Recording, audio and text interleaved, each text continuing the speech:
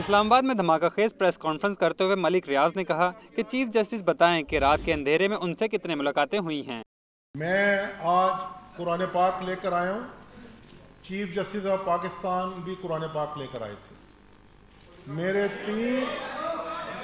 मेरे तीन सवाल चीफ जस्टिस ऑफ पाकिस्तान के साथ हैं कि वो आज कौम को बताएं कि रात के अंधेरे में मेरी कितनी उनसे मुलाकातें हुई और क्या अरसलान इफ्तिखार मुझे नहीं जानता, क्या उन मुलाकातों में अरसलान इफ्तिखार कई मुलाकातों में नहीं था।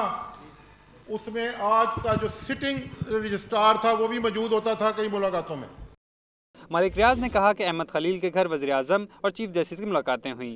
अहमद खलील मेरा पार्टनर एक प्रोजेक्ट में। अहमद खलील के घर प्राइम मिनिस्टर और चीफ जस्टिस ऑफ पाकिस्तान की कितनी मुलाकातें हुई और उन मुलाकातों में एक सिटिंग सुप्रीम कोर्ट के जज साहब भी मौजूद थे। वो कौम को बताएं।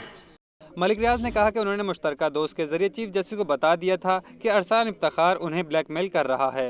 जिस कॉमन दोस्त ने 6 महीने पहले चीफ जस्टिस ऑफ पाकिस्तान को जाके ये कहा कि जी आपका बेटा ये काम कर रहा है, तो उसे कहा गया कि जी मलिक रियाज ब्लैकमेलर है।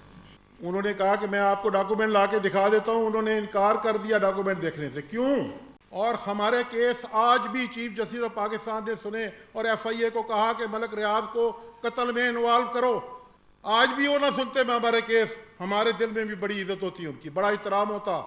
उन्होंने सवाल किया कि जब चंद सहाफ़ियों ने मामले को उजागर किया तो चीफ जस्टिस ने अज़खुद नोटिस ले लिया, इससे पहले मामले पर सू मोटो क्यों नहीं लिया गया। इसी कुरान पाक को सामने रख के वो बताएं कि उनको इस केस का कब से पता था और उन्होंने क्यों सूए मोटिव नहीं लिया। मलिक रियाज का कहना था कि यह आज़ाद नहीं यरगमाल अदलिया है जिसे डॉन चला रहा है। ये कहते हैं आज़ाद जुडिशरी है, ये यरगमाली जुडिशरी है, इसको डॉन चला रहा है।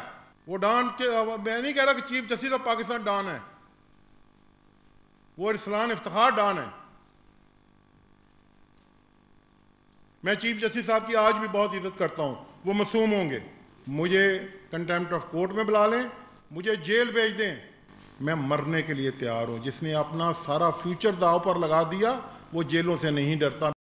उनका कहना था कि उन्होंने इंसाफ खरीदने की कोशिश नहीं की, बल्कि वो तो खुद ब्लैकमेल हुए हैं।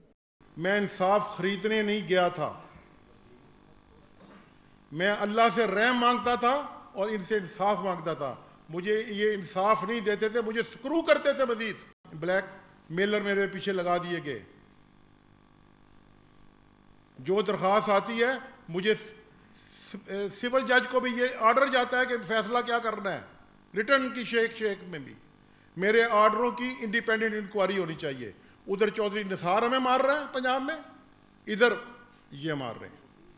आप मुझे बताएं मैं कहां जाऊं, किसके पास जाऊं, क्यों मैं मुझे दीवार के साथ लगा दिया गया। उन्होंने कहा कि इन्हें सदर या किसी और की हिमायत हासिल नहीं। मैं ये कुरान पाक पर कहता हूं कि मेरे साथ मुझे प्रेसिडेंट ने मना किया, मुझे किसी ने मेरा साथ नहीं दा, मेरे साथ कोई है सिवाय मेरे अल्लाह के। उन्होंने कहा कि चंद रोज में वो मजीद इंकशाफात करेंगे।